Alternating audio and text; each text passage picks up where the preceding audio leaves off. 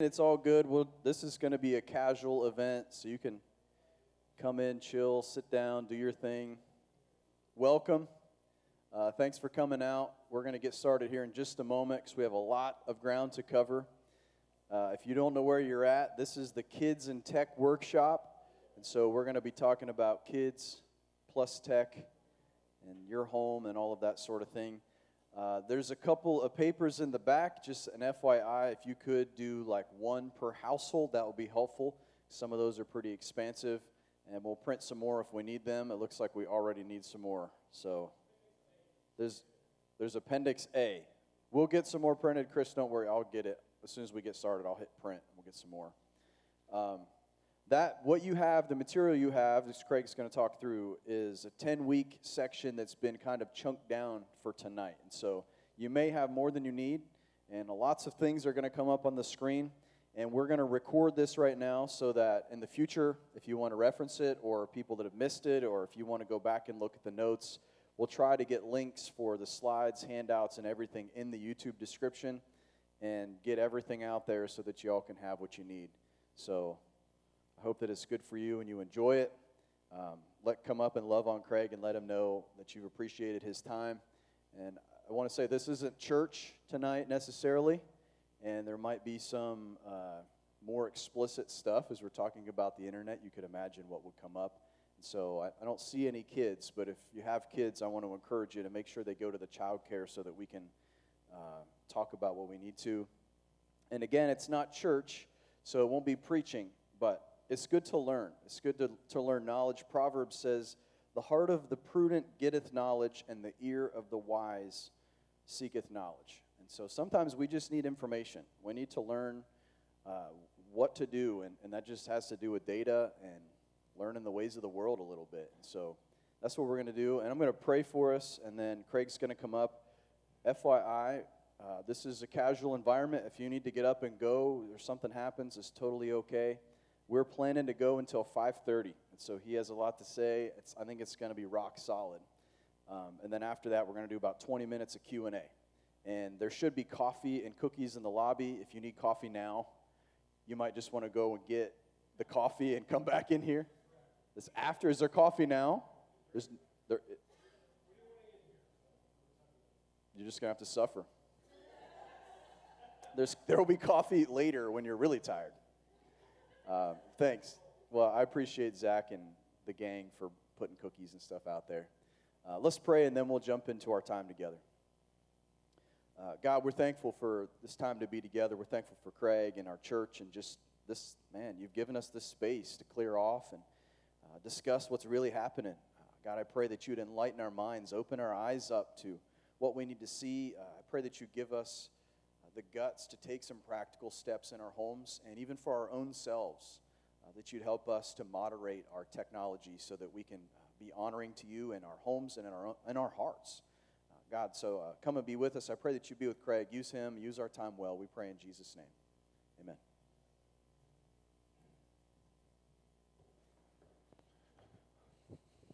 Did I hit the button? Oh, I hit the button. I didn't even look. Man. All right. Well, hey, good evening, everybody. Thanks again for letting me come be a part of this with you guys. And thank you so much for coming out tonight. As Thomas said, we're hoping tonight, hopefully, to get some knowledge, right? There's some things that when it comes to kids and technology that you weren't even aware of. And so hopefully we can make you aware of some of those things. And, some stuff maybe you know about, but you just don't get it. You don't understand why kids do what they do or whatever. And so hopefully maybe you get a little understanding tonight, and then ultimately we're hoping that you'll be able to take those things and apply them to your life, to your family, with your kids, and that's what we call wisdom. So hopefully through that tonight, you guys will come away with it with something helpful. And so whatever your reason is for being here, man, I'm glad that you're here. So maybe you have young kids and they're just getting started in this technology world, and you want to know what to do with them. Man, that's great. I'm so glad. Hopefully tonight will be helpful. Maybe you have older kids and they've been exposed to some stuff and you don't know what to do or you don't know how to make it better. Man, hopefully we can give you some handles for that. So again, whatever reason is that you're here, I'm glad that you're here. As Thomas said, this was a 10-week class, and I'm trying to distill it down for you guys. And so what I gave you is all the notes actually that we would have handed out in that class, and I'll give you some instruction on how you can access those 10 weeks. So if you want to go and get everything, we spent about an hour on each section that are in your notes, and so obviously we don't have time for that. I don't know that I would live that long. So hopefully maybe you can go back and get some of that info if there's something that sticks out to you. Tonight I'm not going to tell you all to ditch all the technology in your home and start making your own clothes or anything like that. Again, I mentioned this morning, not all technology is bad. Right? We can use technology for the glory of God. We can use it to reach people. We can redeem it.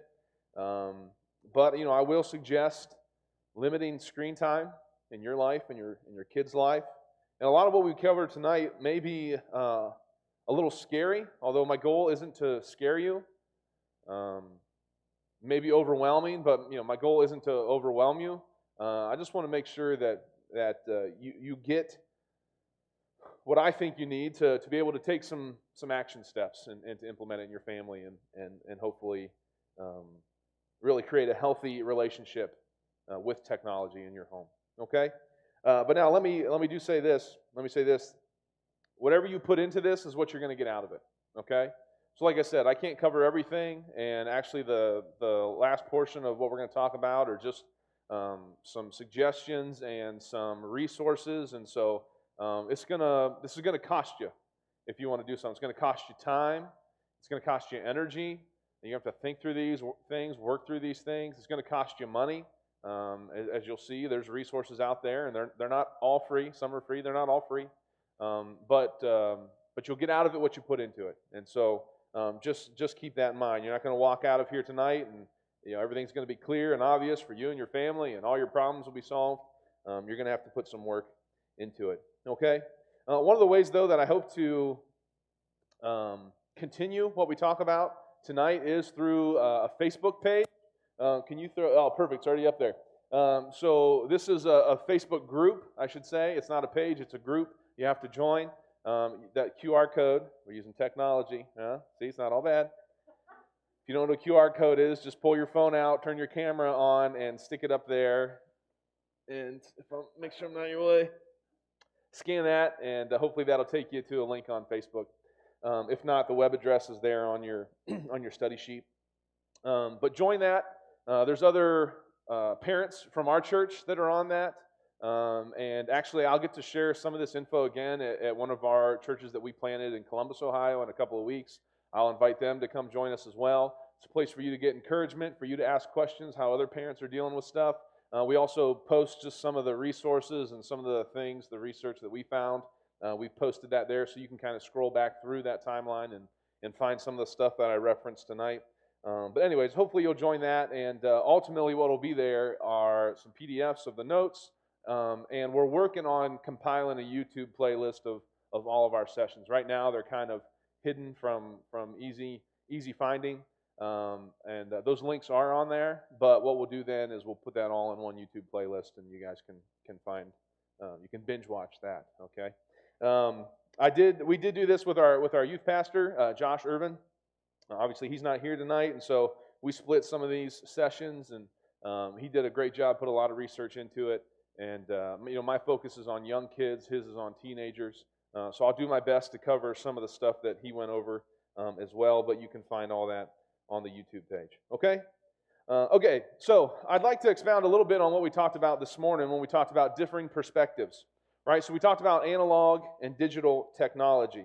And analog are all those physical, standalone devices, right? So we think of, we typically think of record players, 8mm cameras, those giant indestructible TV sets that now you put your flat screens on top of, like your old TV sets become your new TV stand, right?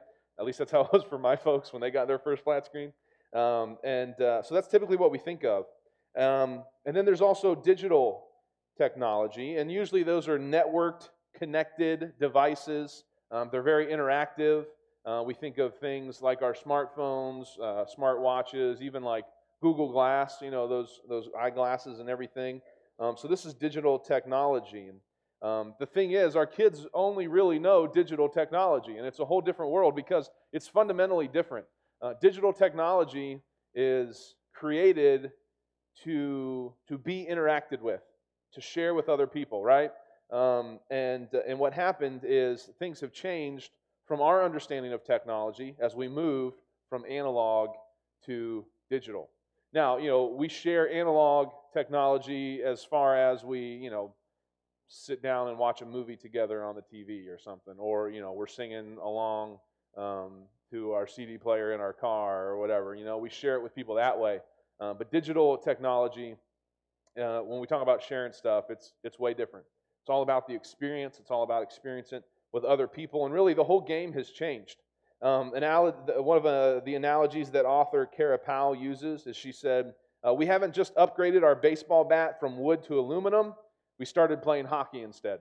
Right? It's a whole new game whenever it comes to technology for our kids, and this is why the way that kids use technology and the way that they're infatuated with it is just confusing to us because it's a whole new game. It's a whole new game.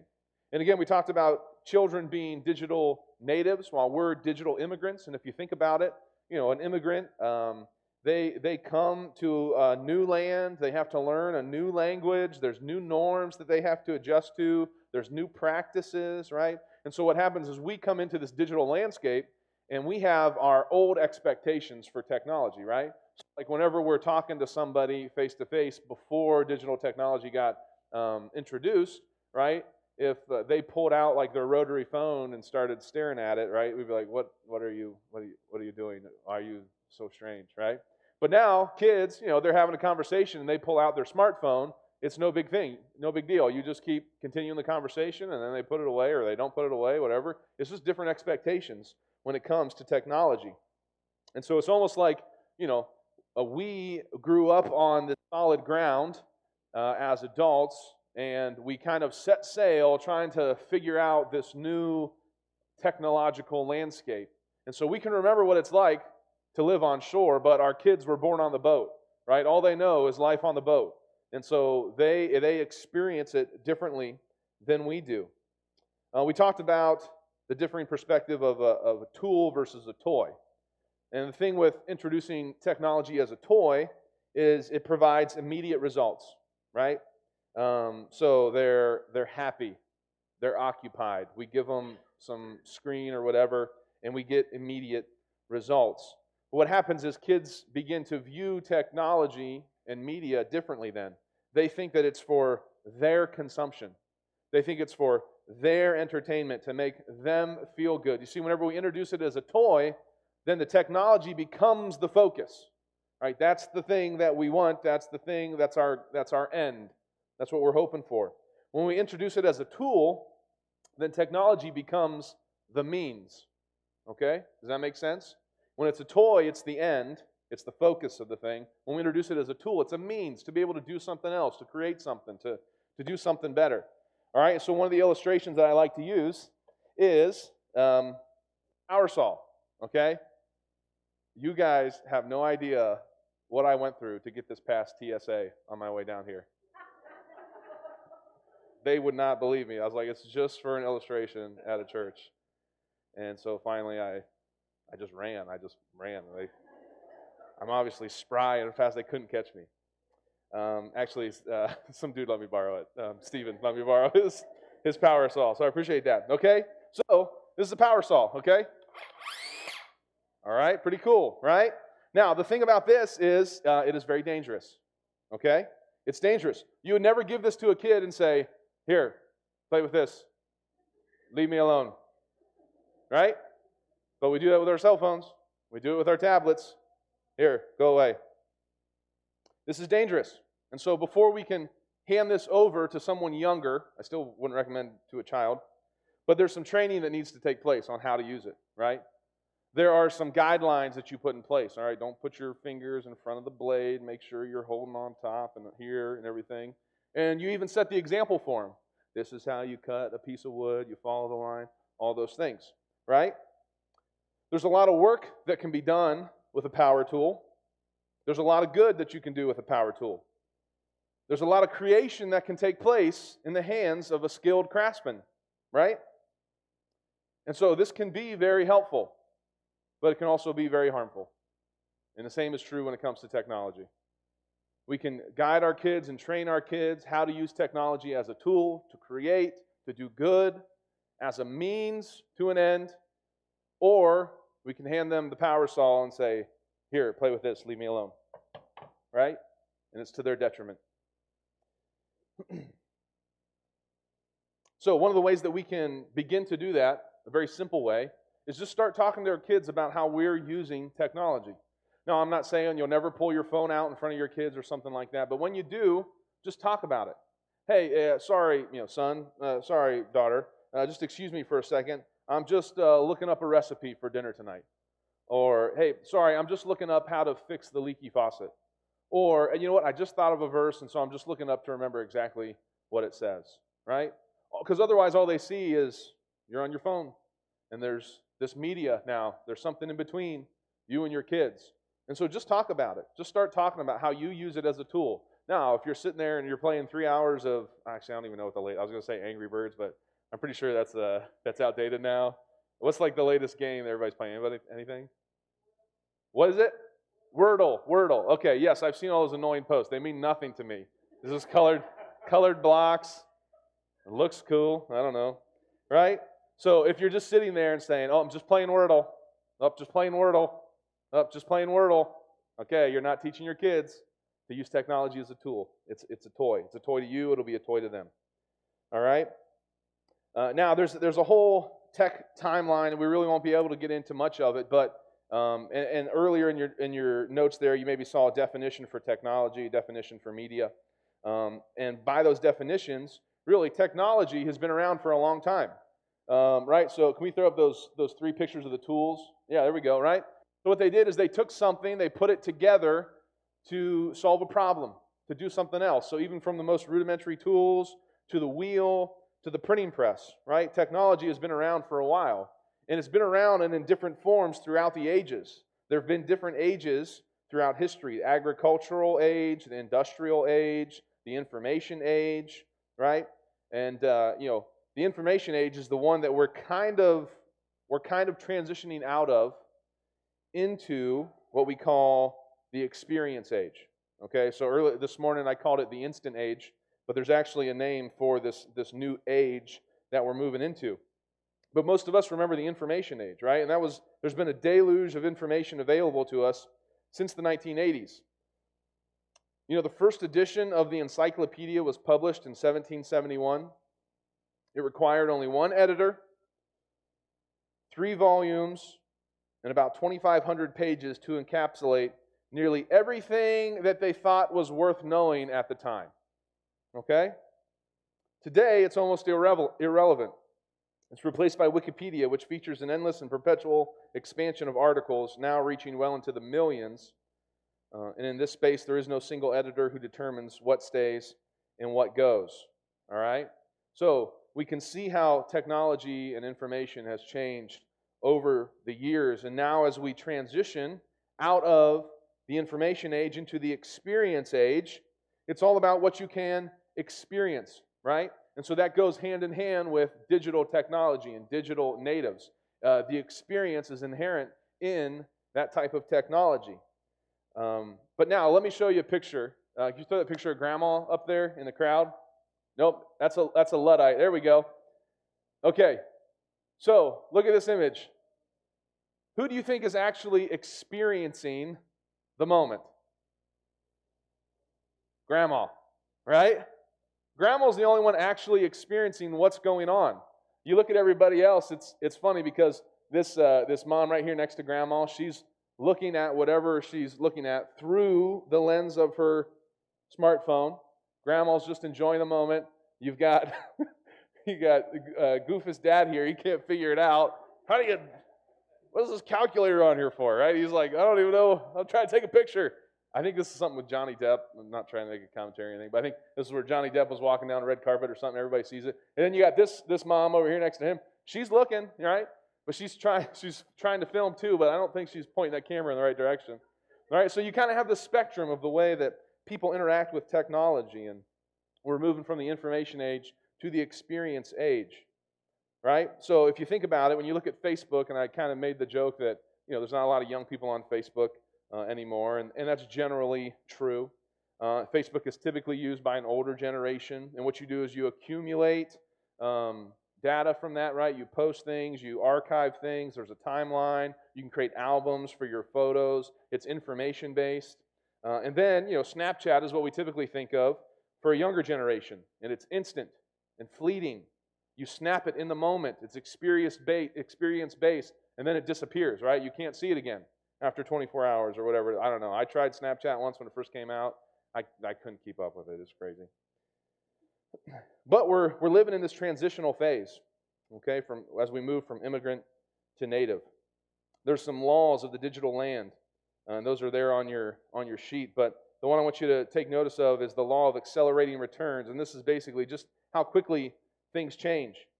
Now, some people would argue that the printing press is one of the greatest inventions in history, and I would say that's true. What the printing press did for our world. And you might think now, like, oh, we got screens and everything, all that. But what it did, it changed the way we think about things because we were able to mass produce the written word. But I want you to take a look at this article. Can you throw that one up about Gutenberg meet Grunwald? App Builder's YouVersion puts Bible in 500 million phones. How many of you use the YouVersion app on your phone? I have it installed on mine, right? It's just a little Bible icon, okay? So, we've gone from the printing press being this incredible invention. But to put this achievement in better perspective, I want you to understand that today, with just this one app of YouVersion, there's more Bibles out there on people's phones than there was the total population of the world when Johann Gutenberg revolutionized the world with the printed Bible around 1454, right? There weren't even that many people on this planet whenever he produced the Bible. You have any idea how many Bibles he produced? Any Bible nerds in the room?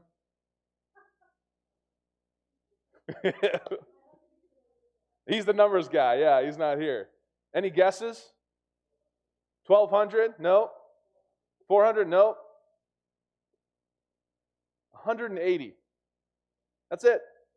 180 Bibles. That's the first thing that he printed on the printing press. 180 versus 500 million, 500 million Bibles through the YouVersion Bible app. You can see how technology's changed our world and how it continues to change. There's the law of accelerating change. Can you throw that next chart up there, please? The mass use of inventions. So this shows you how long it took, how many years it took for a quarter of the population to adopt a new technology. For the phone, it took about 40 years for 1/4 of the population to begin to use it. The internet, it only took 7 years for 1/4 of the population to begin to use it. You can see the trajectory that our technology is on. Not only is new technology adopted faster than past technology, but it has evolved to the point where people are required to use it to adapt to society. Right? Can you imagine trying to live today void of technology? Most people drove here in a car today. You have email, smartphones, right? It's not impossible, but it sure is a lot more difficult, right? People are required to use technology. And then there's the law of amplification. And this is just that technology amplifies everything, okay? Things have gotten faster, right? We've gone from the horse and buggy to the car. Our world, our highs and lows of our life are amplified. It wasn't too long ago, I was on Twitter and I was just scrolling through and I saw a lady post about her 5-year-old son who passed away unexpectedly the day before. You know what? Just a couple more flicks down the screen. I saw another lady post her pregnancy announcement. I didn't know either of them. Yet, their highest moment of one lady's life and the lowest moment of another lady's life is all found from a couple of flicks of the screen to some stranger. Right? It amplifies. It amplifies acceptance and rejections. We have online communities and online bullying. It amplifies progress and distractions. We have machinery and computing programs, and then we have YouTube rabbit holes that suck our days away. It amplifies truth and lies. Just ask either side of the political aisle. It amplifies communication and confusion, right? We can email, text, social media, FaceTime, whatever. But at the loss of clear communication in person, body language, tone. We can amplify the gospel. In a moment, I can send a tweet to, well, not the world. I don't have that many followers. Like 256 people or something. I don't know. Maybe less. Right? In a moment, though, I can share God's word with people. But there's an infinite amount of evil and wickedness just a click away. Technology amplifies. And then there's the future that we're headed towards. Virtual reality. We've seen Facebook and the metaverse. There's a TED Talk, the dawn of the age of the holograms. All of these things are functioning to remove us further from actual reality.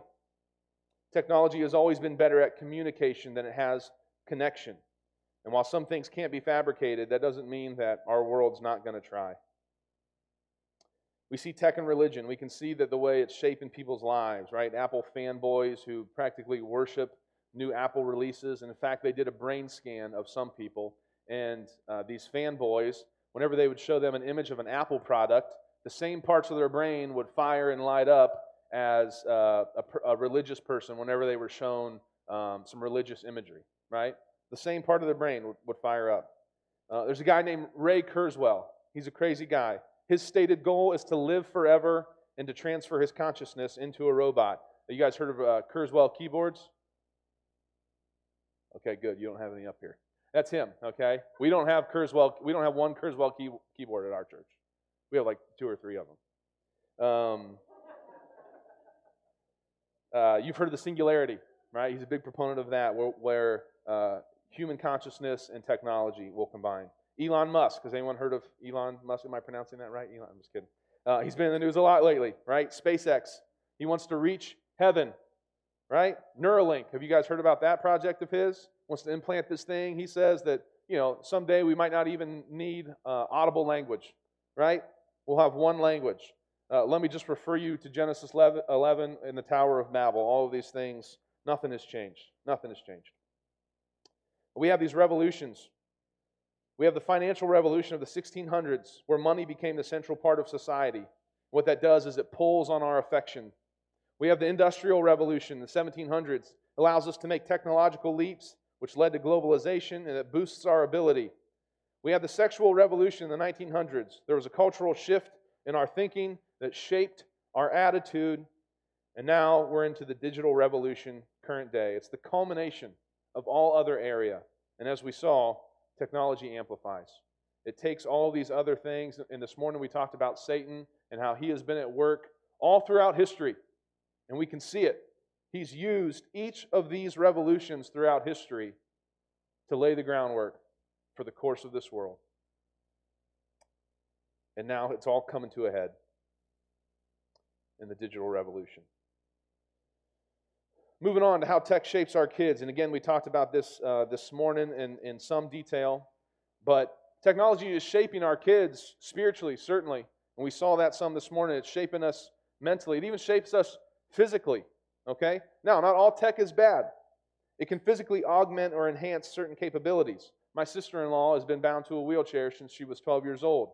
But because of technology, she is able to be a part of everything else. Hearing aids, glasses, right? And here's a good question to ask your kids, is what are some positive ways technology helps us physically? Because here's part of the goal for this class. It's to help you start and continue a conversation with your kids. If there's one step that you take from all of this, just start talking to your kids about it, okay? And it doesn't have to be deep questions. Just get them talking about it. So ask them, what are some positive ways technology helps us physically? All right? But if we don't harness that, then the negative effects of technology can be detrimental. There's a thing called selfie stomach, okay? Or TT syndrome. Basically what it is, it's the bruising of the ribs because you suck it in so much to take just the perfect, I can't even do it for 2 seconds. I beat TT syndrome. Right? But it's shaping it. There's physical effects of it. There's tech neck, okay? Is that picture of the, so tech neck. right? Looking at your screen, when your head's at 0 degrees, it weighs about 10 to 12 pounds. You can see the further it's bent over from looking at your phone, it can weigh up to 60 pounds, okay? And what that does is it causes neck problems, back problems. It underneath your chin here, it gets loose and flabby, okay? There's teenagers that have jowls of grandmas because they're constantly bent over on their phones looking at their screens. Cancer is a risk. All cell phones emit radio frequency radiation, and this can lead to an increased risk of cancer. And then we talked a little bit about mentally this morning. What I want to do tonight is just give you a better understanding of it here. Again, tech has an incredible amount of potential to enhance what we're capable of mentally. It can compute large, complex equations. It can analyze and synthesize an unfathomable amount of information. Technology can truly amplify what the average human can do with their brain. We talked about neuroplasticity. Can you throw the picture of the tree up there, the first one? So that's what a normal neuron would look like in your brain, okay? So there's an infant neuron, and then we talked about how quickly kids' brains develop. And so there's one that's more mature. What it does is it creates bigger, stronger, wider branches of neural pathways. Okay, can you go to the actual tree with the fruit? Okay, so imagine your brain is like a tree here, okay? Or your child's brain is like a tree, okay? The roots are into their environment, and whatever it is that their environment is feeding through the roots is going to affect the rest of the tree. So if they're immersed in technology, then that environment is going to shape their brain. And so then there's certain branches, and some branches are good for focus. Some branches are good for reading. Some branches give you good social skills. There's other branches that are prone to distraction, agitation, make kids apprehensive, impulsive, whatever it is. And what happens when they're involved in too much technology, next slide, it strengthens certain branches and the fruit that hang from those branches, and it weakens other branches and the fruit that hangs from those branches. Does that make sense? Okay, but here's what happens then at adolescence, is a thing called neural pruning takes place. And neural pruning in your mind is the same thing that happens when you prune your plants at home, right? You have plants who have weaker branches, the fruit isn't as healthy, so what do? You lop those off, right? Where's my salt? Okay? No, I'm just kidding. Right? And so that the other branches can grow and become stronger and healthier. Well, neural pruning does the same thing. It lops off the branches that have the weak and unhealthy fruit. Now, imagine what that does to your teenager. The good thing is, not all hope is lost, okay? Because neuroplasticity is truly a powerful thing. No joke, on the plane down here, I was sitting next to a guy who is a nurse in a psych ward, and he deals with a lot of people that suffer from schizophrenia. And he said that I don't want to exaggerate, I don't want to get it wrong. I think he said the only approved therapy for schizophrenics is neuroplasticity. It's what they use to help reshape their brain and to get them back in the right mind. That's how powerful this thing is. All right? There are stroke victims who, lost all function of their body, and then whenever they pass away, they go, but they work their way back to normal functioning life, and then they go to look at their brain, assuming that the damage wasn't that bad because they got back to normal. But what they found is there are large portions of their brain that have been destroyed. It's just that the brain is capable of restructuring itself to overcome those issues. So, not all hope is lost, but we're not joking around when it comes to our kids and their brains, okay? It shapes kids socially. It can enhance our ability to socialize, but there's more kids than ever that lack emotional stability. They don't know how to handle in-person interaction. This is especially harmful for children. It reduces their social and communication skills, which makes it harder for them to deal with everyday bumps in the road. And it leads to stress, anxiety, self-esteem issues. All those things are on the rise in our kids and our teens and our young adults. And the only remedy is more in-person interaction. Teachers say that kids can't handle negative feedback or low grades. Employers say that potential employees don't know how to handle themselves during an interview. And then even if they get hired, there's still something missing, even if they're qualified on paper. and eye contact is a whole nother thing. It's decreased thanks to our screen culture. When talking with someone, an emotional connection is built when eye contact is made during 60 to 70% of the conversation. But research shows that adults, not kids, adults now only make eye contact 30 to 60% of the time. Can you imagine what that does to a person's ability to empathize, their ability to feel what another person is feeling, and to be able to truly connect with someone else? Our screen culture has normalized the experience of having a conversation with little to no eye contact. And parents, we're the ones that set the examples. And there's a name for this. It's called distracted parent syndrome, right? Where something else has our attention or our focus, and we need to correct this eye issue. It even affects our kids from birth. Ladies, I've never nursed a child, but they say that making eye contact during nursing helps that child's brain to develop faster and stronger. And again, I'm not trying to make you feel bad, but I'm not saying I wouldn't do the same thing. I've never been in this position. But what do you do when you're nursing? You pull out your phone, start scrolling through Facebook, thinking it's harmless, and your kid's missing out. It's easier to contact anyone now more than ever before, but true connection is fleeting. We saw how it shapes us spiritually this morning. Let's take a look at smartphones.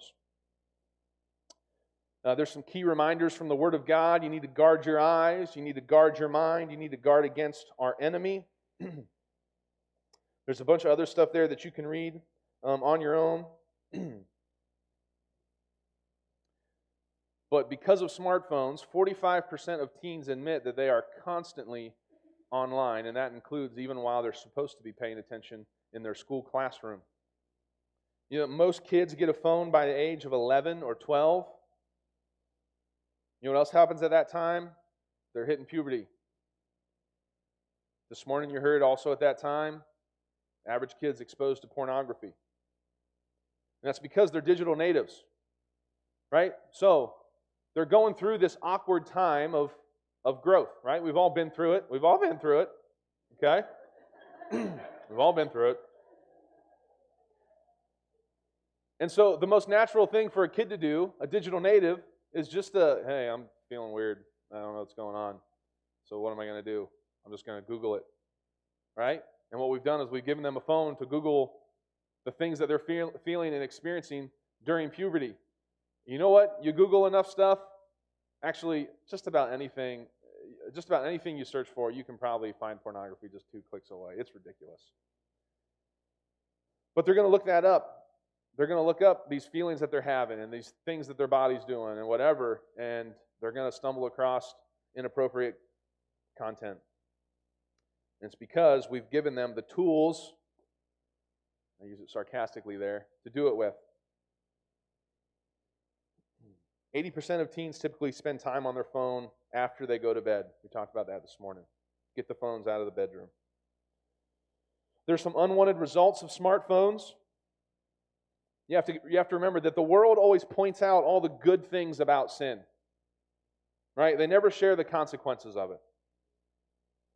There's a real risk of addiction. Smartphones have become the biggest part of our day. We don't go anywhere without them. If you left your smartphone at home and you drove halfway to church, you're most likely going to turn around, go get it, and then come back. Right? It's ridiculous how far we can't go without our smartphones.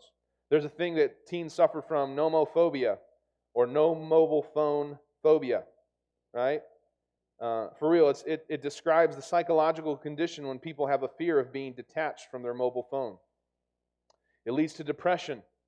There's a lack of community. They're being fed garbage. They're constantly comparing themselves to others. Most teens admit that they feel worse after spending time on their smartphone, but they can't stop. Parents, you need to put the guidelines and boundaries in place to help them. There's a lack of social skills. We talked about that a little bit. Some solutions: teach them temperance. Understand how smartphones can affect your kids. That's the work you're going to have to put in. Use the parental controls. More work you're going to have to put in. Find times in your home where there's no screen time. And again, no phones in the bedroom. I know everyone's probably asking, when should I get my kids a phone? right? But it's not a matter of age. It's a matter of maturity. They need to be able to develop responsibility and trust before you hand them such a powerful tool. One author that I was reading said, you can give your kid a smartphone whenever you're comfortable with your child looking at porn. Right? Maybe your kid says, well, everyone else has one. You know what I tell my kids when they say something like that? I say, well, I love you more than your friends' parents love them. They don't quite get it yet, and hopefully they don't repeat that to their friends. But that's the truth. Boundaries. Prove your love for your kids. Discipline. Prove your love for your kids. The other thing is you have no idea what other kids are showing them. I was talking to someone this morning whose son came across some inappropriate material. Some kid had a smartphone on the bus. And so listen, we can put all kinds of boundaries and guidelines in place for our kids, and we might talk about this later, but nothing will do more help for your kids than instilling in them the proper values. Because Satan's going to find a way to get it in front of your kid. And if they just like, oh, okay, yeah, whatever, we'll just look at whatever, right? But if you can instill in your kids the proper values when it comes to technology and what they see and what purity is. You know, purity is not just remaining a virgin until you're married. Okay, there's so much more to purity than that. If you can instill those values in your kids, then you're going to give them, you're going to equip them with something to fight that battle when some kid on the bus says, here, look at this, or hey, look up this word, or whatever it is.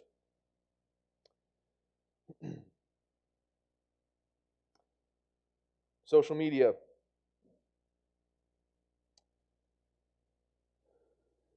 Social media is designed to get you hooked.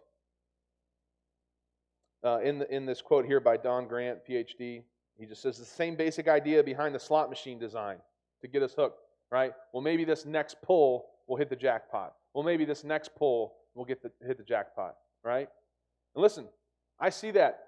I find myself scrolling through a bunch of garbage, right? And not bad, just stupid stuff, just worthless stuff, right? But I think, well, maybe the next post on Instagram will actually be life-changing. Nope. Okay, maybe the next one.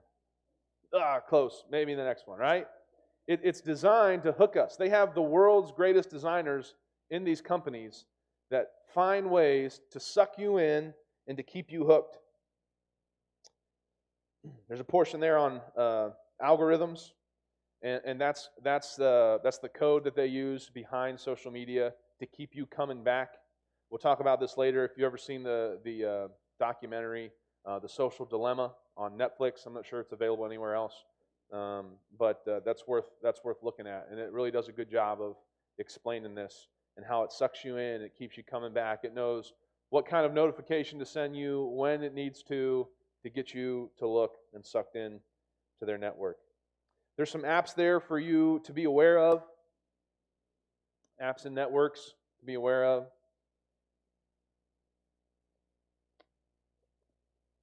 Excuse me. And this is just some of them, right? This isn't all of them. So again, parents, you're going to have to do the work. Are you guys familiar with the Postscript, the podcast, the Postscript that LFBI puts out? There's one. It was several months ago now by Kenny Morgan, though, just talking about parenting. I think it was teens or something like that. And he just explained what he does when it comes to his kids' phones. They know at any moment that he can come and ask them for it, because most likely, it's probably true in your home too, you're paying for it. It is your phone, right? It's not your kid's phone. You can come and ask them for it, and he'll just go through. He'll say, before I look through here, is there anything I need to know about? No? Okay. And he'll start flipping through, checking out all the apps, checking out all the messages. He's doing the work. He's putting the work in. I would suggest doing the same. Some social media apps most of you are familiar with. Some video streaming apps. Some you might be familiar with, some not. I'm not even familiar with some of these. But as you do the research, like the top used apps in whatever category, these will be some that pop up. Different music apps, gaming apps. These are not games, but apps about gaming.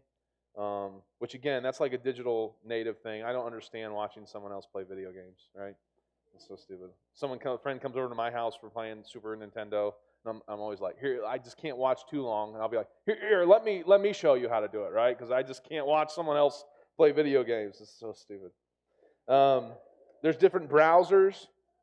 Here's something you got to watch out for. A lot of these have like a private mode or incognito mode where the history is not saved. And so make sure you're aware how those work. There's different chat apps. Some of those might look familiar, some are not. But you have no idea what you're going to find on there. There's one that's called Find Friends or dating apps. Okay, and listen, some of these were rated for like 12-year-olds and up. Okay, these aren't just like 18 plus or whatever. Okay, some of these apps are rated for 12 years old and up, and it's full of predators, inappropriate users, all kinds of stuff. Just make sure you know what your kids do. Your diligence.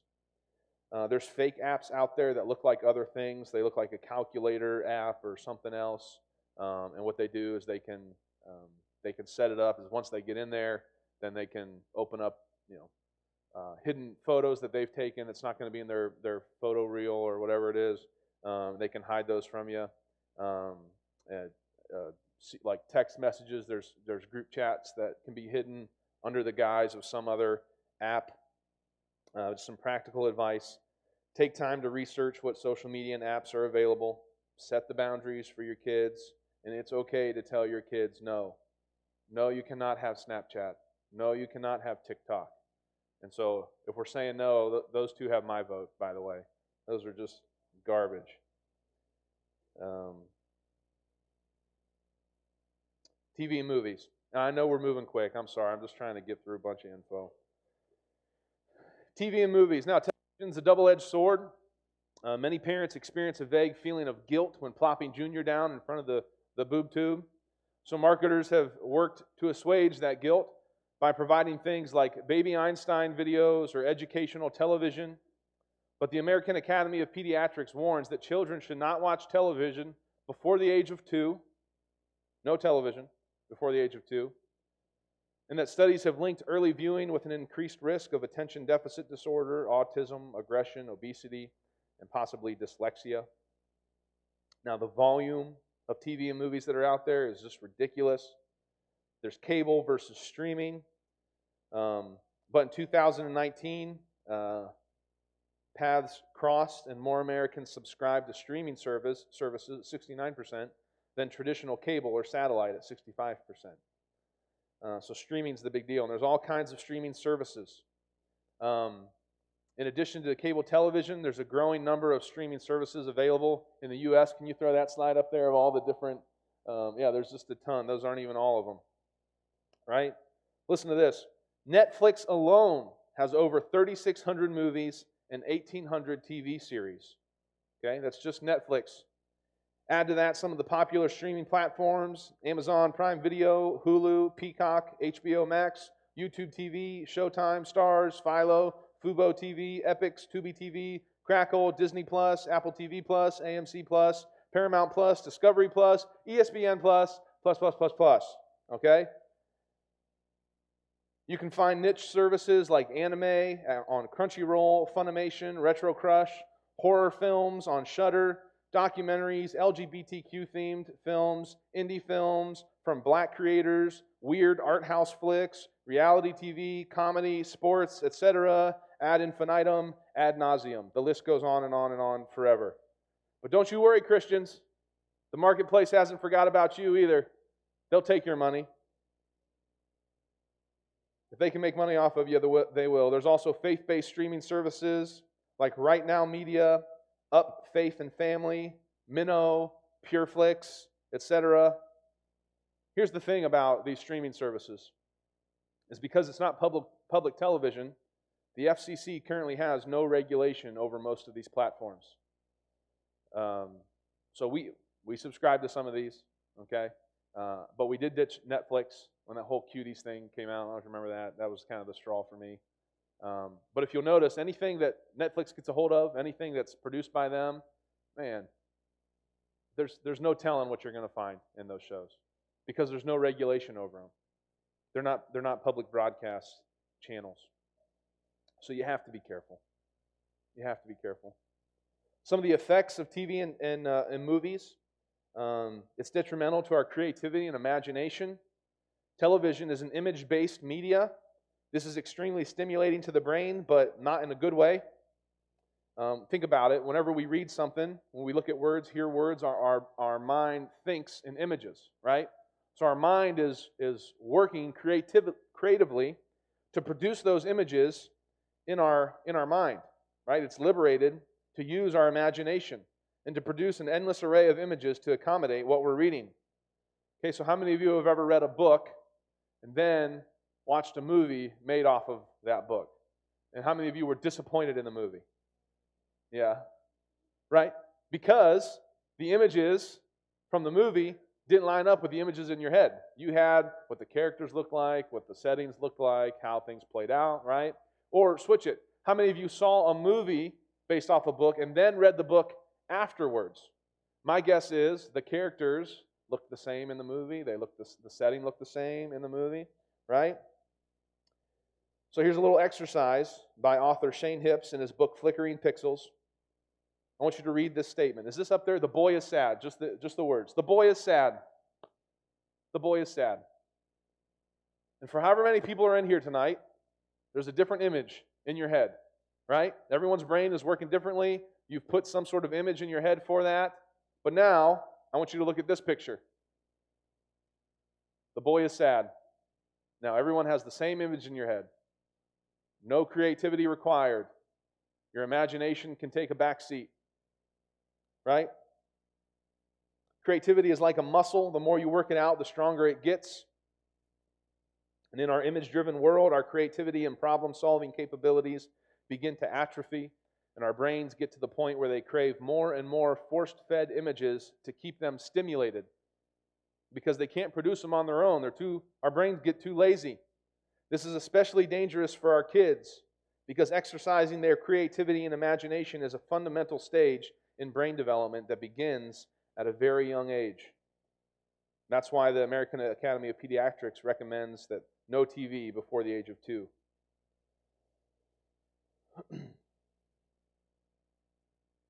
And then we look at the editing of TV and movies.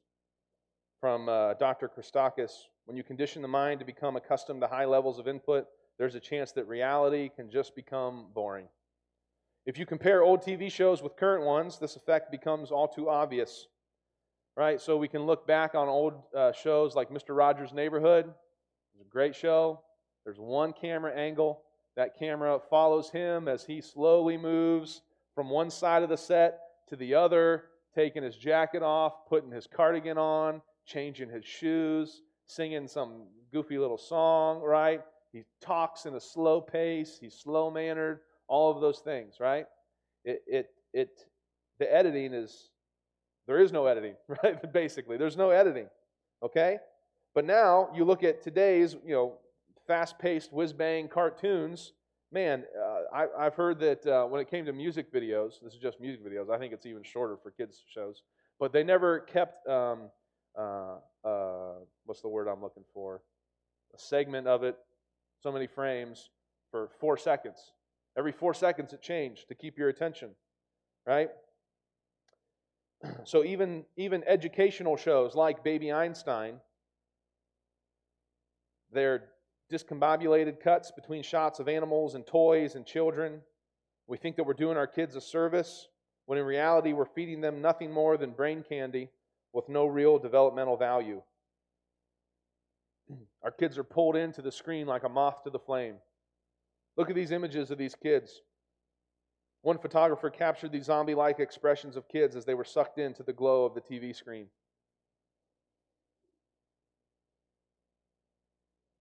They look funny, but it's sad. Listen to this. Creators of these children's shows have seen this effect on kids and have had to compensate for it. So the television industry has started to introduce what they call startle effects into kids' programming to snap them out of this trance so that they could pay attention again. But over time, like any hypnotic drug, kids become desensitized, and so the attention-grabbing startle effects had to get bigger and bigger. Isn't that sad? Man, then we get into the content of these shows. And there is a current in the constant stream of media that washes the value of the home downriver to ultimately be careened over the water's edge and dashed on the rocks below. We talked about this some this morning, the agenda that's behind these shows. And so I won't repeat that, but I do want us to see what's out there for our kids. And this is a touchy subject.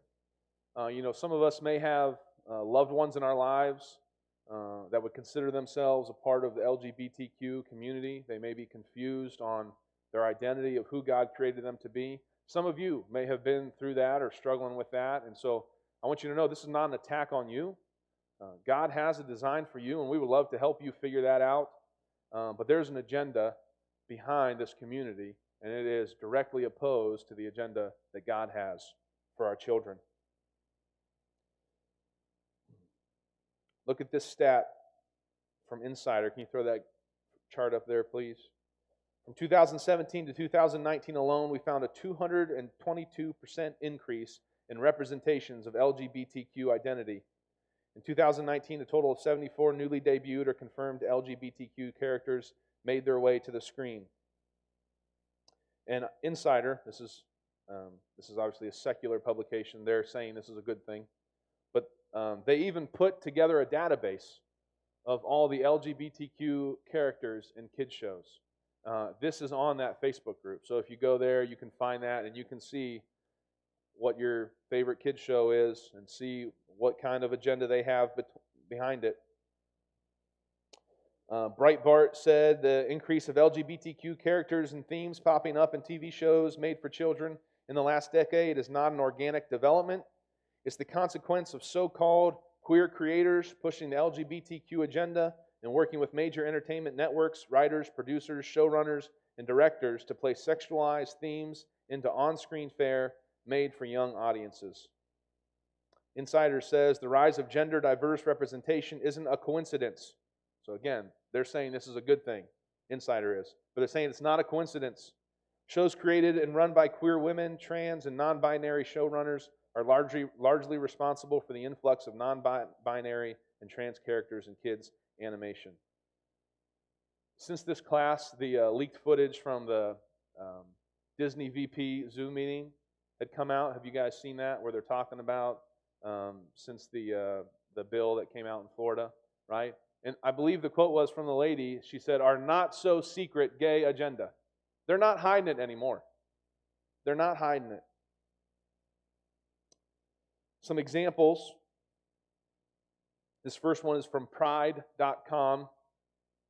They're saying these are 16 cartoons with awesome LGBTQ plus characters. First of all, the first red flag should be that it's Pride.com. And if they're saying these are awesome shows, then you should know that maybe you should avoid some of these. Steven Universe, they say maybe the queerest kid show on TV. Adventure Time features lesbian relationships. There's Gravity Falls, Star versus the Forces of Evil, talks about gay characters like they're no big deal. She-Ra, the Princess of Power.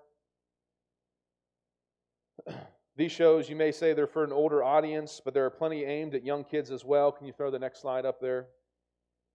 Shows like DuckTales have homosexual relationships. Bubble Guppies have drag queens. Arthur, their gay teacher, gets married. Doc McStuffins features an episode with two moms. Calling All Tots, the same. My Little Pony have lesbian characters. Those are examples of them. Some examples are very implicit, where their sexual identity is implied. So, for example, there's two moms in the background of Toy Story 4, or in Pixar's Onward, there's a single reference to a girlfriend by a female officer. It can easily go over kids' heads. But parents, you have to be aware, and you have to know what your kids are watching, because some of these things are so subtle. And if you're not paying close attention, if you've got distracted parent syndrome on your phone, you might miss them. But then there's some that are very explicit and in your face. Next slide. Blue Clues featured an animated drag queen singing about all the different types of families. in a gay parade, listing every kind of sexual orientation. Nickelodeon had the same drag queen singing about all the colors of the pride flag. You have to watch what your kids are watching. Influence of TV and movies and media that has in our kids' lives is insane. You have to monitor it, you have to limit it. Because this agenda is seemingly inescapable.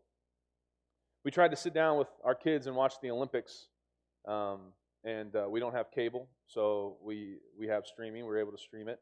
And whenever you stream something, like the same commercials pop up every break. And there was one commercial for some sort of HIV medication or something like that. And I'm watching it, and I know what's going on. My kids are sitting there, and I think it's over their heads, but they're watching. I was like, we made it almost all the way through the commercial, and I thought, okay, phew, they didn't think anything of it. But then right at the end, the two dudes kiss each other. And it's real quiet in our living room. And then my son, who's 3, he finally breaks the silence, and he goes, ew. Because if you teach your kids what God says, you don't have to explain. You don't have to explain everything that the world's doing. You just teach them what God says. And whenever they're confronted with the perversion of the world, they're going to say, this isn't right. Same with my daughter, my oldest. We sent her to school. She came kindergarten. I was like, oh, crap. I'm sorry. I shouldn't have said that. I don't know how you guys feel about that word down here. Oh, shucks. Is that better? Dadgummit? I don't know. But she came home and she said, Addison's mom said boys can marry boys and girls can marry girls. I was like, oh, boy. Try to keep my cool. I said, well, what'd you say? She said, I told him that that's against the rules. Okay, whose rules? She said, God's rules. I said, okay. You know what? I've never taught my daughter about homosexual or same-sex relationships. You know what I taught her? I told her what God's plan was for the family. And so when she was confronted with something else, she's like, that's against the rules. Something's not right. So parents, just teach them what God says.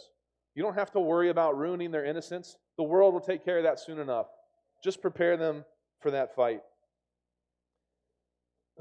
Okay, sorry, I get hung up on these things. We talked about our kids being desensitized to violence, sex, witchcraft. One example of that is The Owl House. This is a newer show on Disney Plus where a young teen that goes through the training to become a witch. And, oh, by the way, she's also bisexual. A tweet from the show's creator said, anyway, be gay, do witchcraft. This is a lady that's making children's shows. There is no secret agenda. Elena of Avalor, one character, is training to become a royal wizard who uses spells and incantations and calls on spiritual assistance of their ancestors. Sophia the First, there's spells, spell books, shape-shifting wizards. And I, you know what, I thought that this is no big deal. It's you know, whatever. But it's not, like I said this morning, it's not bibbidi-boppity-boo kind of magic. One day our girls were playing after watching Sophia the First, and they're like, okay, now let's get out our spell book. And I was like, hold up. The only book in our house is the Bible. Get that crap out of here. Sorry, I said it again. Get that stuff out of here. I'm sorry. Thomas is never going to invite me back.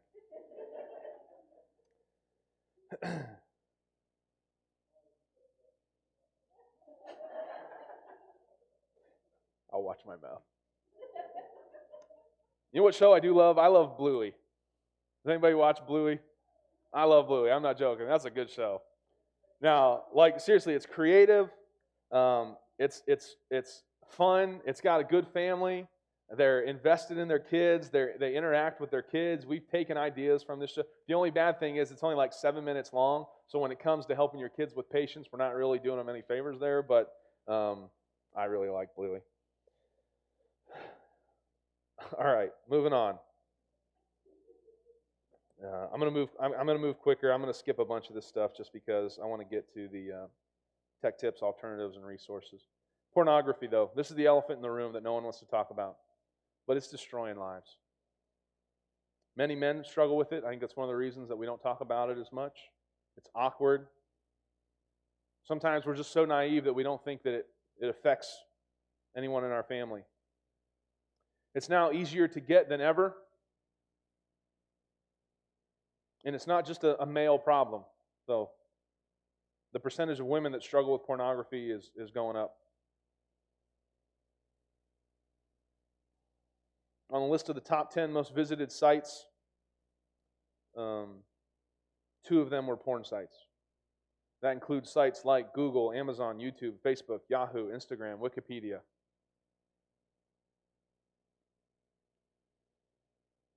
In 2017, there were 68 years of porn downloaded. There were 3,732 petabytes transferred or watched. That's enough data to fill the memory of every iPhone currently used around the world.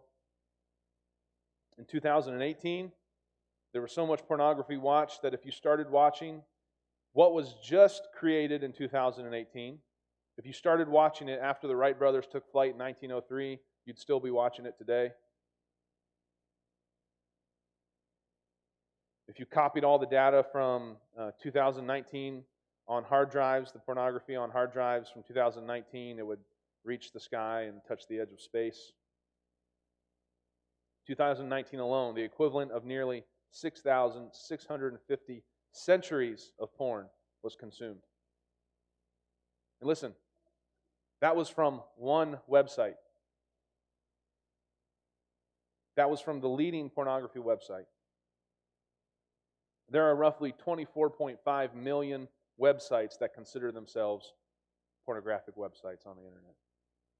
And that was just from one. According to a 2020 survey, approximately 45% of teens who consumed pornography did so in part to learn about sex. Listen, we have to have these conversations with our kids because they'll go find the answer somewhere. The effects of pornography is becoming normalized, not just normalized, but glorified on social media and celebrities. It's shared between friends. It's encouraged. You're mocked if you don't watch it. It sets unrealistic expectations. Obviously, the threat of addiction, shame, destroys relationships. So how to talk to your kids about pornography. First, teach them biblical principles. Again, when I said that purity isn't just making sure you remain a virgin until you're married, there's so much more to it, and this is part of it. Teach your kids biblical principles, have the hard conversations, explain the consequences, be honest. What to do if you catch your kid looking at pornography? First, don't panic. Thank the Lord that it was brought to your attention. And then set whatever boundaries you need to help your kid. Don't shy away from these because it's weird or awkward. And don't be so naive to think that it's not affecting your kids. When it comes to video games, this is actually a lot bigger than most of us realize. In 2021, it was a $180.1 billion industry. There's these things called esports. If you're not familiar with it, it's just ridiculous. I mean, it's arenas the size of professional sports teams filled with people watching other kids play video games. Again, I don't get the draw, but digital natives do. There's the good, the bad, the ugly. It can be used in some ways, in good ways, in some ways. There's a lot of bad that comes with it. Disassociation, internet gaming disorder. This year, the World Health Organization decided to include gaming disorder in the 11th revision of the International Classification of Diseases. That's how serious it's getting. Causes violence and aggressiveness. Wastes a lot of time. So some tips on that. Just know what your kids are playing. Know what they're playing. Know who they're playing with. And set limits.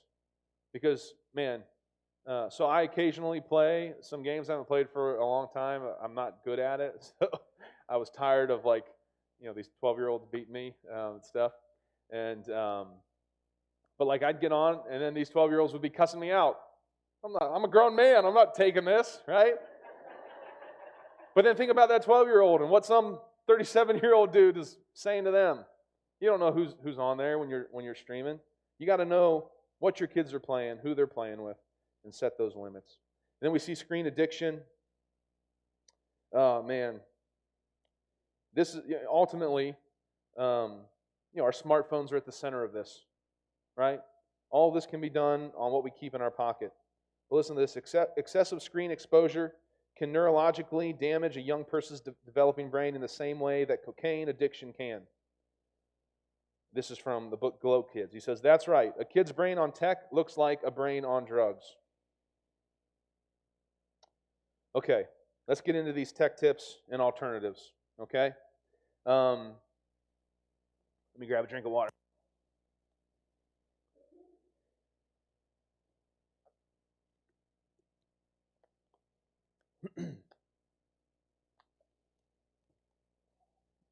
Starting off, that quote from studyfinds.org. Considering a recent survey that showed American adults spend up to 3 hours a day on social media, you may be disheartened to learn that the average family spends just a fraction of that time together each day. A new survey calculated that Americans are enjoying just 37 minutes of quality time as a family on weekdays. We've seen how media lives up to its name. It's come between us. It's in the middle to the detriment of our families. Technology comes with a powerful draw. It's innate in the default settings of our easy everywhere culture. Its ubiquitous presence and unavoidable pull is undeniable in our lives. Because technology is devoted primarily to making our lives easier, it discourages us from disciplines, especially ones that involve breaking free from its wireless grasp. Through the tips we offer today, along with some alternatives we'll recommend, I hope that'll loosen the grasp of tech has on your life and on your family. So, tech tips. I believe that generally less exposure and more control is better when it comes to tech in your kids' lives.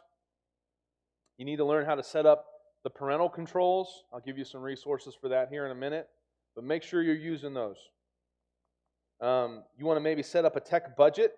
So first, just track the amount of time, and you can do this through the parental controls. Track the amount of time that you spend on it without changing anything, just like you would when it's time to start counting calories or something, right? Or your money, right? You want to set a budget. Just do a normal month, a normal week, or whatever. Track that, evaluate it, and then begin to eliminate some of the time that you spend on it. And then create a re-entry plan. So then you're gonna be intentional about how you start using technology again. Tech breaks. So I'd say 1 hour a day, 1 day a week, 1 week a year. Something to shoot for. 1 hour a day, ideally it would be the hour before bed. Screen late at night actually messes with your ability to sleep. There's all kinds of studies for that. They say you should shut screens off an hour before bedtime. We wake up before our devices do, and they go to bed before we do. Just a good rule. Don't get up and get on your phone right away. Get up, get going, get yourself awake before you reach for your phone.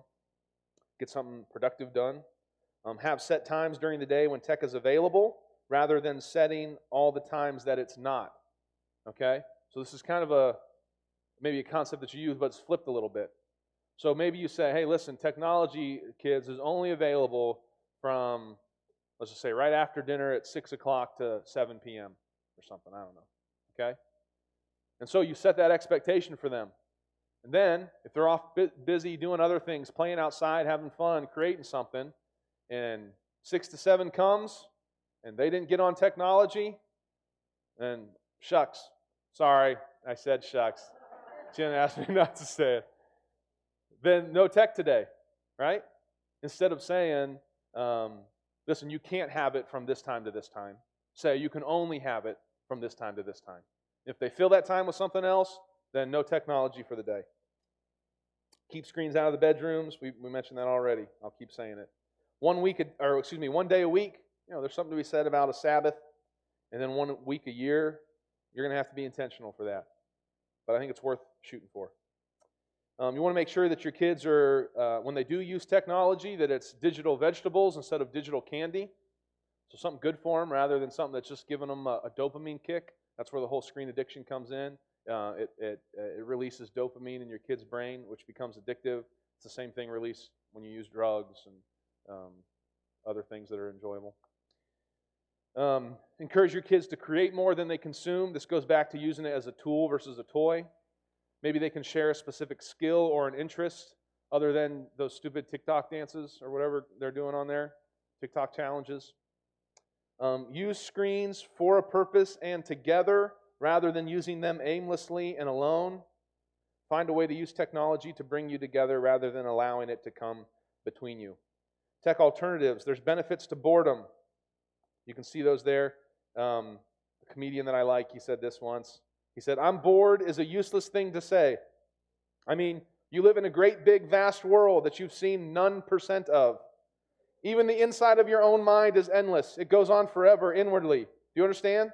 The fact that you're alive is amazing. So you don't get to say, I'm bored." There's a lot of benefits that come from being bored. But kids today claim to be bored so easily because we have allowed technology to do the heavy lifting when it comes to keeping their attention. They're most likely not bored, just lazy. Read. Reading is a brain protein. It demands concentration, sustained mental focus. This practice is generative, right? So we saw the tree, right? It's generative. It produces that good fruit. Sorry, I'm trying to figure out what to skip here to save time. Research also shows that brains retain information better read from paper than a screen, and that students who take notes by hand are more successful on tests than those who type their notes on a computer. Some steps to raising a reader. Number one, read aloud. One of the best, if not the best way to promote reading is to read aloud to your children. There's resources like the Read Aloud Family, the Read Aloud Revolution podcast. You can't start too soon. Children in the womb can hear your voice. Start reading to them there. Be an example. Guys, this is particularly difficult for men. But you have to understand, especially your sons, or your kids, especially your sons, will pick up whatever you pick up, whether it's a baseball, a bottle of beer, or a book, or a Bible. You are setting an example for your kids. Be sure you're setting the right one. Train for it. You wouldn't run a marathon without working up to that distance, right? So if you're not typically reading out loud with your kids, don't start with War and Peace or something like that, okay? Start a little shorter. Begin to expose them over time to more and more, and have them sit longer and longer in books with less pictures. Build a home library. This is where it's going to cost you something. Make books available around the house. It is an investment. Buy the best. Not all books are created equal. Encourage independent reading. Listen to this. Sustained silent reading, also known as SSR.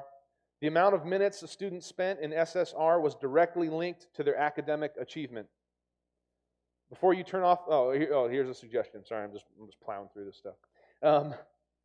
If you want your kids to maybe get a desire to read, one of the things I would suggest is before you put them to bed, or you put them to bed, but before you go to leave and turn off the light, maybe just say, hey, you don't have to, but if you want, before you go to bed, you can read for the next 15 minutes. Or I can turn off the light now and you can go to sleep. What's any kid going to do? They're going to read a book, right? Man, you have no idea how thirsty kids get right before bedtime. They'll do anything to get out, right? This is your 37th glass of water. I don't think you're thirsty anymore, right? But give them a chance. 15 minutes, that's it. Then just check on them and turn the light off. I pay my kid, my one kid, Emma, our daughter. She was struggling with this. And so I said, listen, for every chapter book you read, I will give you $1. And that's big money to her, So she's been reading through the Magic Tree House series. She's in the 3rd grade. So it's basically a penny a page. She read some longer books. Some of them are shorter. But I told her I'll pay her $1 for every book that she reads. And then with that, I buy her the next set. They come in like sets of 4. Make sure you read the Bible to your kids. Some other alternatives is work. Give your kids chores. Teach them life skills. Create arts and crafts, cooking, play. Listen to this. Christine Mraz, author of Purposeful Play, cites these interesting statistics about the advantages of play in a child's life. MacArthur Foundation Genius Grant winners are twice as likely to win the grant if they spend more time playing. NASA applications ask how you played as a child. Murderers statistically have an absence of play in their childhoods. Mamas, don't raise a murderer. Let them play. There is a reduced risk of violence in a person who spent time playing as a child. Do family game night. Get out in nature. Author Richard Louv points out in Last Child in the Woods, a kid who's perpetually plugged in and disconnected from nature in the real world can suffer developmentally from what he calls nature deficit disorder. Much like an animal who's kept in captivity all of its life, it can't survive on its own once it's released back into its natural habitat because it doesn't have the skills to do so. The natural habitat for your kids is outside, in the dirt, playing, working, having fun. Not plugged in to the cyber world. And don't forget that man was created in a garden. Talk to your kids. This is the easiest and most effective way to manage any kind of influence in our kids' lives. There's some guidelines for talking to your kids on some sensitive subject. But I mentioned this earlier. Externally imposed limits don't carry the power of internally owned values. Okay, to resources, and then we'll open up for Q&A. Sorry for everything I have to skip.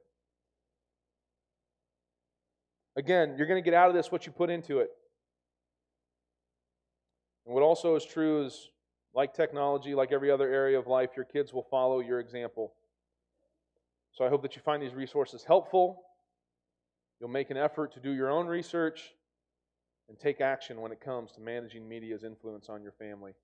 And let me just say this before I throw these all out there. None of these resources are perfect, okay?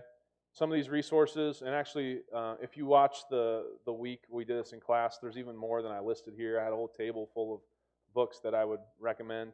I can talk to you if you have questions. I can do my best to recall some of those. But listen, some of these books are secular authors. You know, they don't believe in God at all. Some of them are Calvinists. Some of them are even kind of Catholic-y. So they're not perfect, but there's some helpful things in here. So just make sure you're using what's helpful and getting rid of the rest. Some of the books I would recommend is The Tech Wise Family by Andy Crouch.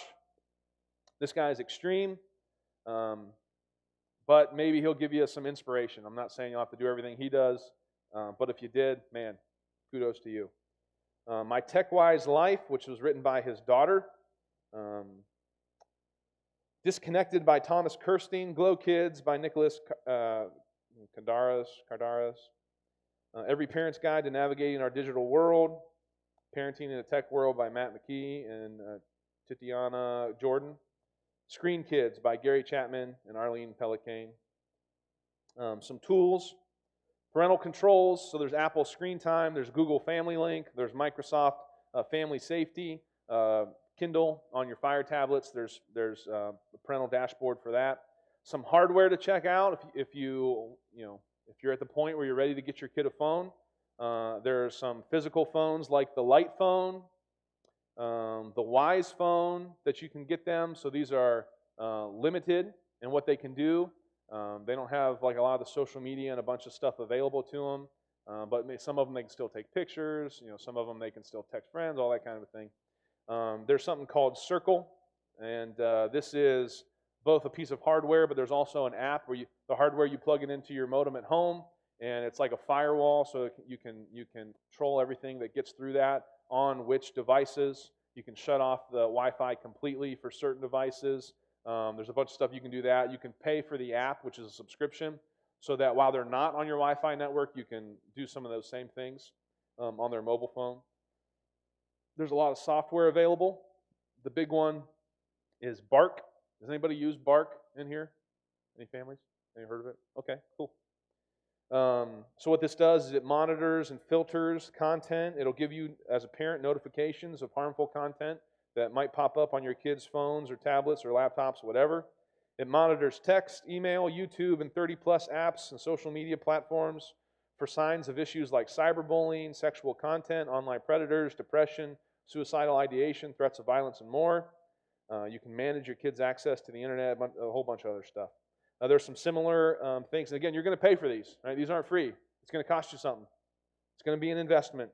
There's Custodio, there's Canopy, there's NetNanny, Covenant Eyes, X3 Watch. Those last two are like accountability software for pornography. There's some miscellaneous websites that are helpful.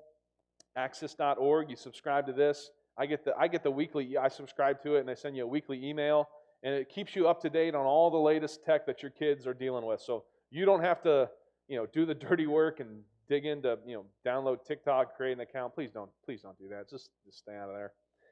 But Access does a lot of that stuff. It's very helpful. It's like $100 a year. It's got all kinds of conversation guides for you. So if your kids are dealing with something, they are Christian based. I wouldn't say that everything they do is going to be biblically sound, but there's a lot of good jumping off points that they provide. There's Start. There's Plugged In. This is by Focus on the Family. So if you're wondering about certain movies or apps or TV shows or books, this will give you some parental guides on what your kids might come across in there. There's Common Sense Media. This is similar to that. However, it's not Christian based, and so it's usually good with like violence and sexual content. But if there's like an LGBTQ agenda behind it, that's going to be a good thing to them. And so anyways, just use that with caution. Barkomatic. So this one, when it comes to setting up parental controls, this is the place to start, at least. I'm sure you can Google it, you can YouTube it.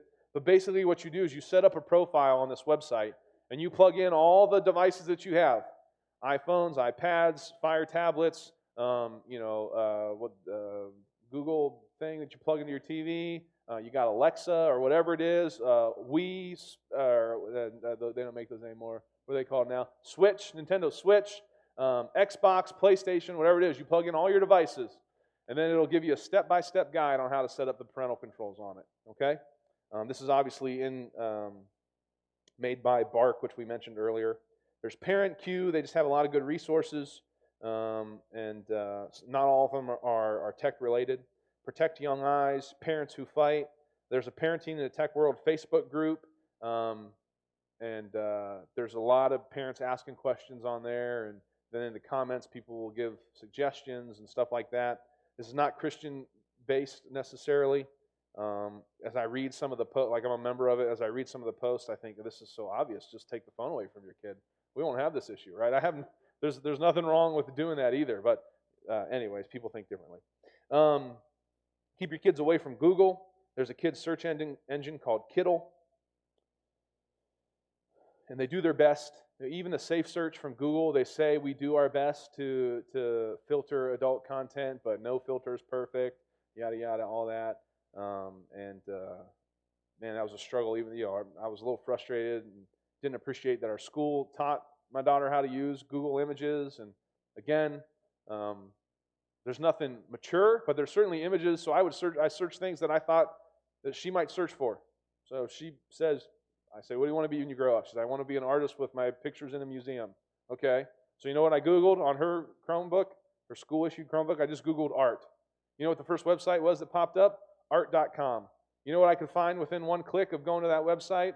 The nude category of the posters. What it does is it resells prints of artwork. And so, within 2 clicks after a Google search, I could find nudity on my daughter's school-issued Chromebook. But anyways, if you're at home, there's a search engine to try, Kiddle.co. Some films to check out: The Social Dilemma, Childhood 2.0. I would not recommend watching these with your kids. Watch them by yourself first, and depending on your kid's maturity level, then maybe you can pull them in and watch it with them. That'll be a great way to start a conversation. Social Dilemma is on Netflix. Childhood 2.0 you can find on YouTube for free. There's some podcasts out there that I recommend, and even some of the episodes that specifically talk about technology in your home. There's some apps out there that I would recommend. So those top 2, Hoopla and Libby, those are through your local library. And they're great for audiobooks. They have ebooks on there and all that. It's free. You just have to have a library card. You can use those. The other one I'd recommend is just Bible for Kids. This is made by Life Church, who put out YouVersion. So again, it's just a simple interactive Bible story time. So those are just a couple things that I'd recommend if to begin to introduce technology as a tool to your kids. Okay. But here's what you need to understand: you have all that you need. All these things are to help you and your child manage the virtual world. But have you ever stopped to wonder why kids are drawn to the virtual world in the first place? It's because they believe that the real world is boring. Our greatest resource is to give our kids a greater purpose for life, a passion greater than the pull of technology on their lives. All of these resources are great, but none of them compare to what God calls you to. I believe the most fulfilling and thrilling life anyone can live is one devoted to the glory of God. And He has already given us the greatest resources for this life. 2 Peter 1:3, according to His divine power, hath given unto us all things that pertain unto life and to godliness, through the knowledge of Him that hath called us to glory and virtue. He's already given us all things to deal with these issues. He's given us His Word. He's given us His church. He's given us His Spirit. You can use and implement everything we talked about today, but if you try to do it apart from what God has given you, you will still fail your family. The things on this list will not make your kids a disciple of Christ. But the Word of God will give them internal values greater than external limits.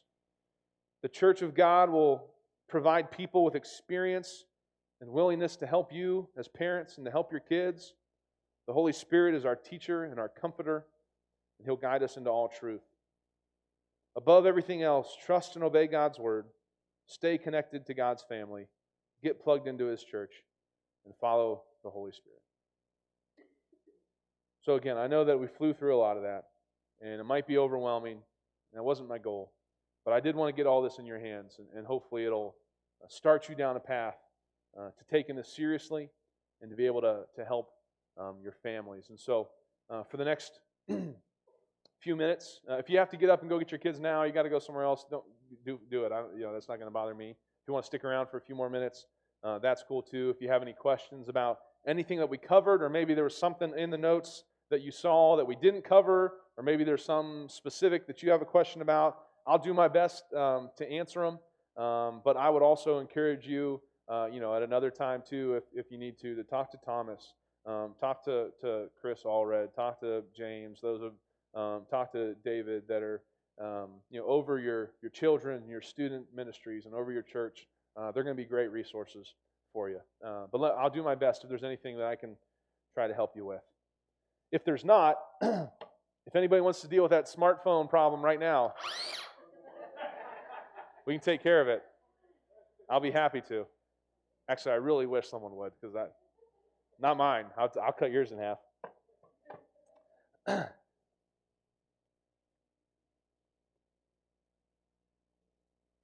Yes, sir. With a nice haircut in the back. Thomas is running. I had a question. Have you heard of VidAngel? And is that something that you recommend? It basically takes anything that's on Netflix and all those, and you can filter it so it'll clip out profanity, homosexual, all the scenes out of that. So I don't know. I just wanted your take. Yeah, on that. I've heard of it. I don't have any experience with it. But from what I understand, that's what it'll do. The way it used to work is you used to have to purchase a movie. I'm sure it's changed, and then download it, and then they would be able to show it edited, and then it gets returned. I don't understand all that. So, but I'm sure it's something you can connect now. Does anybody have experience with that? Yeah.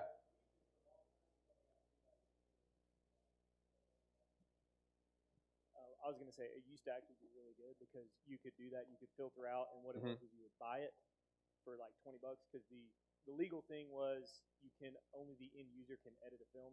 Right. So they sold you the film, you edited out whatever you want, watch it, then you returned it for $19. Right. So it was like it cost you $1 or something. Yeah, they just provided the software that you could edit what you wanted. So honestly, it worked great. they got sued by Disney and several other big companies because they didn't want them to use that in their films. Imagine that. So I have not gone back to using it because their content like went really far away. I don't know if it's gotten back after the lawsuit. I feel like I've seen ads pop up. I assume it's still out there, but I think it's I don't have any. still out there, but I don't have any experience with it. They started creating their own content. Oh wait, is that who does The Chosen? Is that something that's under their umbrella? Do they have the rights to it or something? No, they started it. Oh, okay. It's independent now. Oh, okay. Yeah, sorry, man. I don't have a lot of experience with that. It's not really a question. I was just gonna say about VidAngel, like we've had it for a while.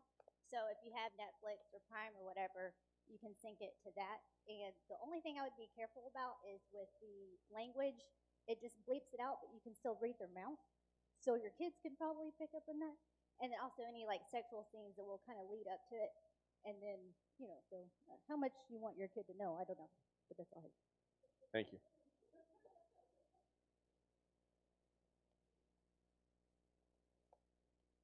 Haha, other side. Pastor Thomas.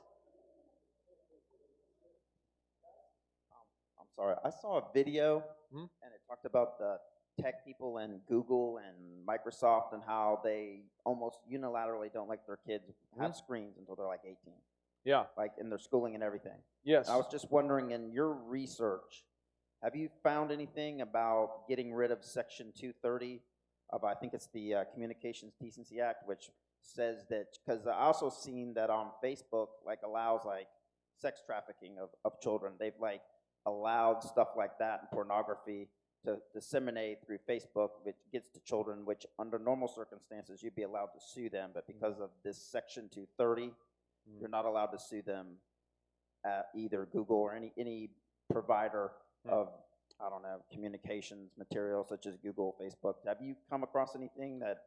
So not that.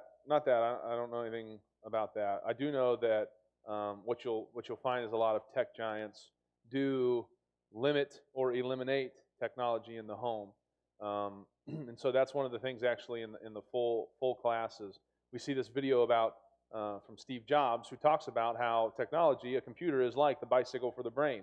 So you can only do so much running on your legs, but once you introduce a bicycle, it takes less energy to get you further, faster, all that. And the computer's like that.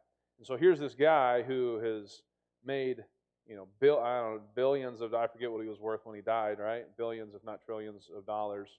And, but he did not allow his kids to use technology until they were up to a certain age. Same with a lot of the Google CEOs and like all those. What you'll find is they don't allow it in the home. They send them to what's the name of the school that they don't use technology? It starts with a W.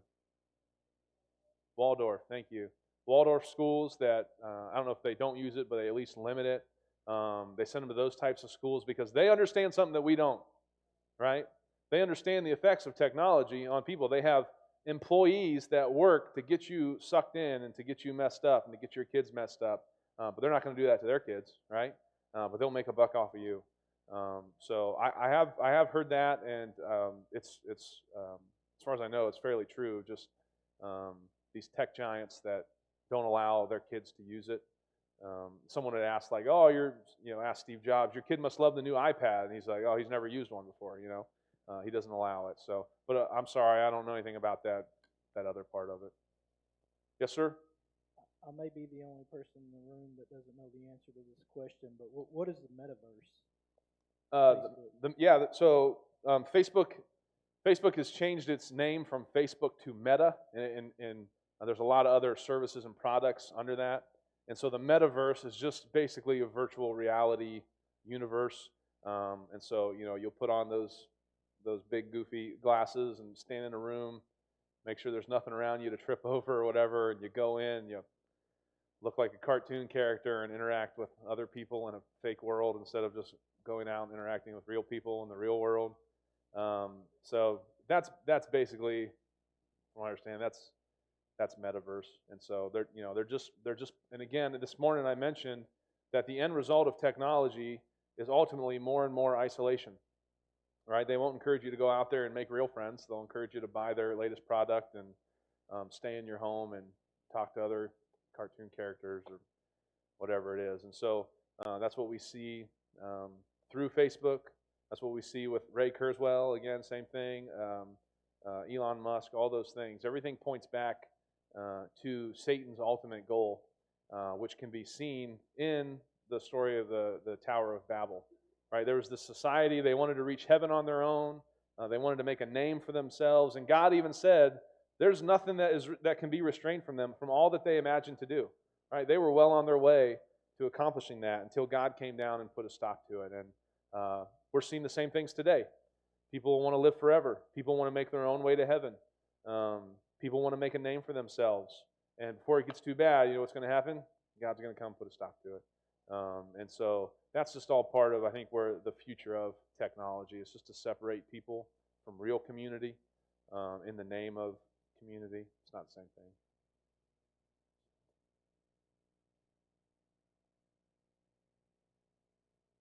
Anything else? Bless you.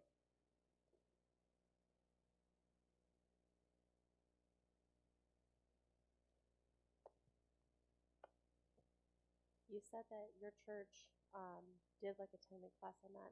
Are they recorded that we can watch them, or is it everything on that Facebook group? They are, yes. I think I mentioned earlier. If I didn't, I forgot. So those links will be on that Facebook group that you see in your notes there. The individual videos, they're kind of, anyways, they're in a kind of a private YouTube account. What we're working on right now is moving those over to our main YouTube account, which is FBC linked. So if you go to youtube.com/FBC linked, eventually you'll be able to see a whole playlist of those 10 weeks. And those and then once that's done, we'll share that on that Facebook group. So it's easy to find for you. But yeah, those are out there. You can find them now even from that Facebook group. We'll make it easier for you here soon. Anything else? Yep.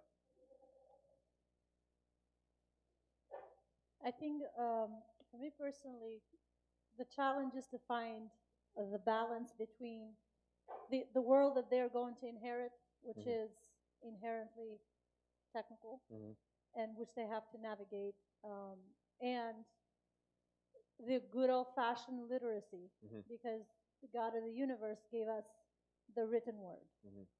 And it's no coincidence that in the Old Testament, the king is commanded to make a copy of the scriptures with his own hand, even though he may have a gazillion scribes in the court. Because nothing can substitute, no app, no experience can substitute quiet time with a book. Right. And so the challenge that I struggle as a extreme digital immigrant, personal, is where is that line between, yes, you need these tools to function, and, you know, I was overwhelmed this year with the amount of platforms even the school use that are education, Christian schools, education filtered, but, you know, I don't even know how half of them, you know, work. So where is that line? It's, you know, a constant concern between, you don't want to hold them back in terms of the life skills that they need, right, but also the preeminence on everything has to be an early and dynamic relationship with God's book. Yes. So if you have any practical things in that regard, you know, that's... Yeah, so I mean, it's what I would recommend. It's obviously different from kid to kid on when and how much and all that. However, there is no viable research that proves kids will be behind by not being introduced to technology at an early age. That makes sense? I can't remember exactly how it's worded. But basically, there's no research that shows your kid's going to miss out if they don't learn how to use a tablet or a laptop or whatever while they're in elementary. The idea is, you know, first you want them to develop their brain. And from what we understand is our brains are still being developed even into our 20s, right? So what I'm going to say, just to be safe, is, you know, hold off on technology as long as you can, as much as you can, for as long as you can. Your kids will be fine. They'll be able to figure out. They'll be able to function. The difficulty, though, is when school requires it. And so that's a struggle that I had with my daughter because, again, as I'm going through all this preparation for this class, my daughter Emma comes home and she tells me, "Hey, I learned how to use Google Images." I was like, "What? You know, I don't want you on Google Images." Like, how'd you do that? Did a friend tell you? No, we did it in our technology class. I was like, oh, my goodness. And so I started. I approached the school. Now, keep in mind that we want to partner with the school in the development of our kids. And so, if it ever comes to that point where you need to talk to the teachers or the administration or whatever, man, do it with meekness, do it with grace. Understand that they want, for the most part, we live in a small town, and so all this stuff that you hear in the news about educators and the agenda that they have, we've been fairly protected from that. So I don't know what it's like around here, but for us, we live in a small town, and they're still mostly similar values. But just approach them with understanding, with grace. And so I reached out to her principal, and I said, "Hey, I'm not sure if you're the right person to talk to. I just had some concerns about what my daughter's been learning in her technology class. Who should I talk to about that?" And then she said, "Well, you can talk to me." So I said, "Okay." I didn't want to unload on her. So then I expressed my concerns about the stuff that they were teaching her to do. She was making a presentation in Google Slides, and she was, it was just, she's putting together these images, and it was puppies on a beach, So I was like, okay, whatever. But I'm like, there's probably some images if you Google beach that I don't want her to see, So I just pulled up her laptop and I Googled beach, and there's mostly beaches, but you'll come across a lady in a scantily clad bathing suit, and I don't want Emma to see that. I don't want her to see that. It's not pornographic, but it's certainly inappropriate, I think, for especially when we teach modesty and all those things in our home. Anyways, I just expressed all this to her, and I even did the research to find out how parents could possibly have some control of the filtering and the restrictions on the school-issued Chromebook. And I said, "Hey, I found this. Is this an option?" Yada yada. She said, "Well, I passed these on to the lady that oversees our technology department." And so, with the understanding, I try to understand that this lady is in probably a short-staffed department that is trying to serve an entire school district with we have 5 elementary schools, we have 1 middle school, 1 high school, so from kindergarten up through 12th grade. So I'm just trying to be understanding, explain to her all that. What can we do? Anyways, we didn't really come to a good conclusion. All that to say, we didn't come to a good conclusion. But there are some ways that you can do that. So it's difficult to get around it, depending on what the school uses. But you should certainly let them know, especially if you find something inappropriate or whatever that you don't want your kids to see on a school-issued device. You need to let them know, but do it in meekness and grace. And so, I know that's not really what you asked, but since you mentioned the school thing, like I said, it's unavoidable. And so what I'm trying to work now, what I'm trying to instill in my daughter is those internal values. And so I'm letting her know. I said, "Listen, there's stuff out on the internet that is not safe for you. It's not good for you, and I don't want you to come across that. I want you to be protected from that. So I want you to understand that I don't want you looking at other people's cell phones. I don't want you searching for things that you shouldn't be." And we don't let her really use it. If she wants to show us something, like, "Hey, can I show you this?" She's all excited. If your kid does something similar, man, don't shut them down. Be like, "Yes, I would love to see the slideshow that you made about puppies on the beach." You know what I mean? Let your kids show you something about technology. What that does is it starts that conversation. It opens it up. They know they can come to you to talk about this topic. And really, this can apply to anything. So ultimately, whenever they come across something that is a big deal, then it's no big deal to come and talk to you about it. Because, well, I've always come to Dad to talk about things that I do on the computer. Same thing when it comes to having the birds and the bees discussion with your kids. Start early. Again, you don't have to describe anything. But you start talking about their I know this is kind of off topic. You start talking about their bodies when they're a young age and how God created them perfect, and it's for them and all those things. And then as they mature, you begin to add some more aspects of that conversation, so that whenever they hit puberty and they start going through awkward phases and stuff's happening and whatever, it's no big deal for them to come to you and talk about it instead of turning to their phone and Googling it, right? Like we saw, 45% of teens come across pornography because they were trying to learn about sex, You know, they didn't have parents to go to, so the only place to turn was to Google, and that'll ruin them. Anyways, I'm kind of rambling on some stuff. Any other questions before we?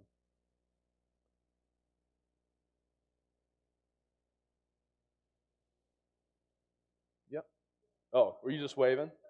No, Michael's trying to get her to ask a question. Cool.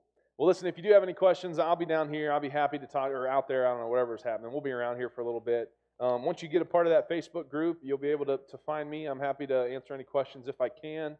Or there's other parents on there that are helpful, or there's our youth pastor as well that I can connect you with. But obviously, again, you have pastors here that know about this stuff, that care about this stuff, and they care about you and your kids, and so they'll do whatever they have to help you out.